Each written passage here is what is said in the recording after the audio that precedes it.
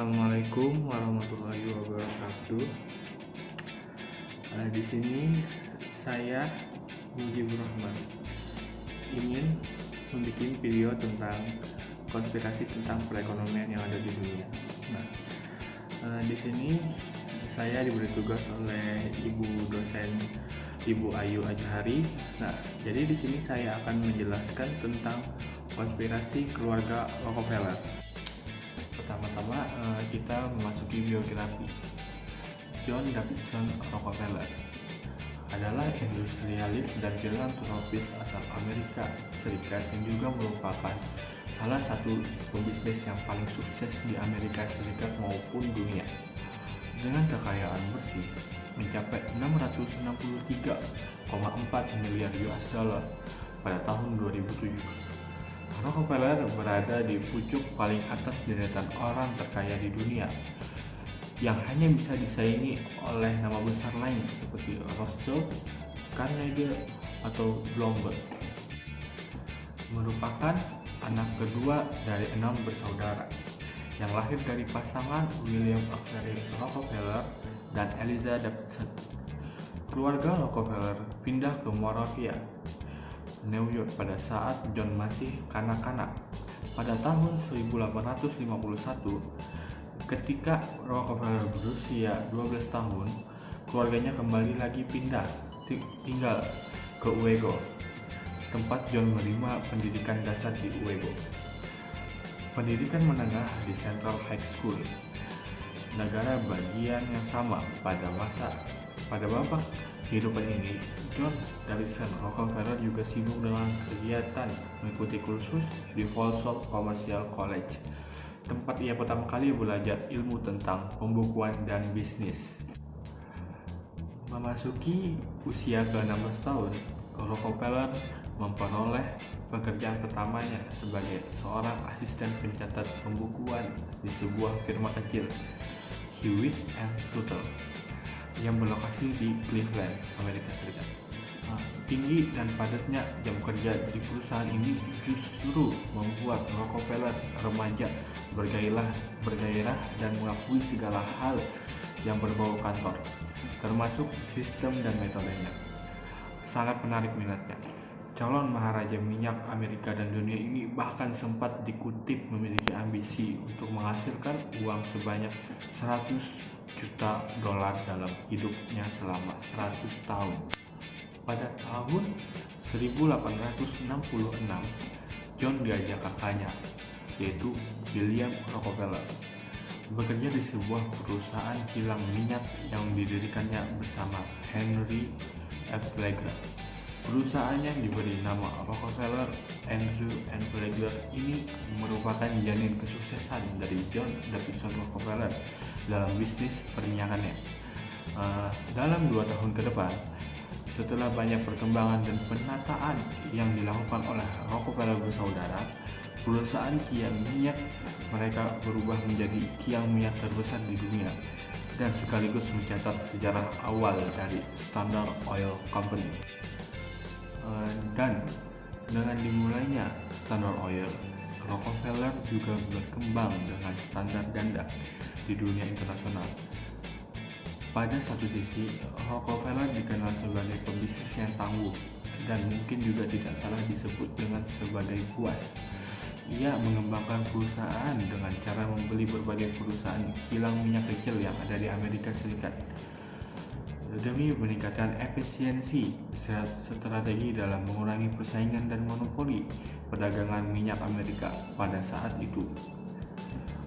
Pada perkembangannya selanjutnya, tentu saja bisnis besar tidak datang dari lahan kecil. Ketika dunia dilanda perang besar pertama yang melibatkan hampir seluruh negara di daratan Eropa, dilaporkan adalah Standard Oil yang melumasi dan mengisi bahan bakar tiap satu senjata mesin perang baja, termasuk senapan, mobil, hingga tank pesawat tempur. Semuanya persenjataan kelas ringan hingga berat tersebut sukses dicap sebagai mesin penghancur dan pembunuh efektif pada Perang Dunia Pertama. Di sisi lain, John Davidson Rockefeller, bak malaikat sekaligus filantropis paling dermawan di dunia. Rockefeller adalah orang yang membangun realita dan harapan dengan menyediakan dana tidak kepala tanggung bagi berdirinya Spelman College, sebuah sekolah untuk wanita Afrika Amerika di Atlanta, dan juga bagi salah satu sekolah tinggi paling terkenal di dunia, University of Chicago. Saat minyaknya membuat mungkin mesin-mesin perang menembak dan menghancurkan apa saja, pada saat yang sama John Davidson Rockefeller bekerja untuk kemanusiaan dengan mendirikan Rockefeller Institute for Medical Research, atau biasa disebut dengan Rockefeller University di New York, Amerika Serikat, serta Rockefeller Foundation yang dikenal sebagai salah satu yayasan humanis di seantero jagat.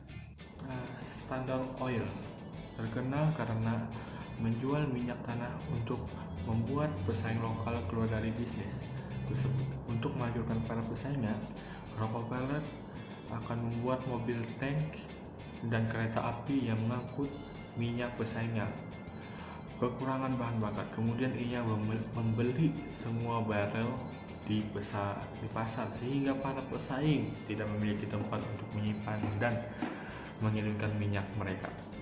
Rockefeller juga membeli semua bahan kimia yang diperlukan untuk memurnikan minyak.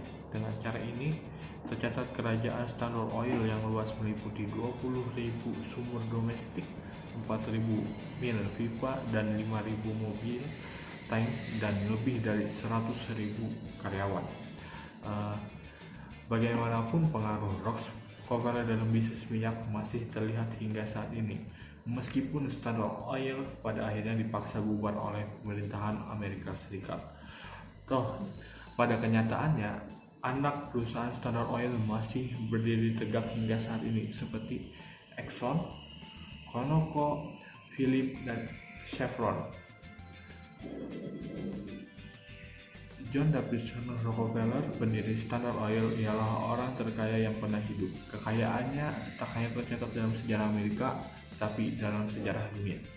Pada tahun 1937, John Davidson Rockefeller secara mendadak meninggal dunia pada usia 98 tahun. Dia ditempat tewas sendirian tanpa didampingi keluarganya.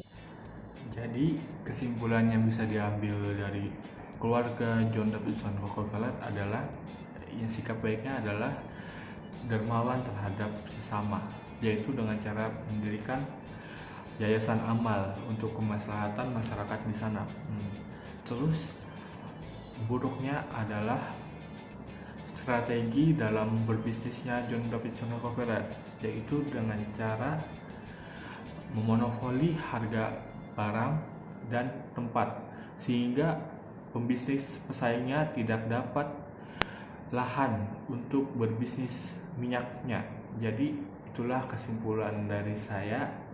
Wassalamualaikum warahmatullahi wabarakatuh.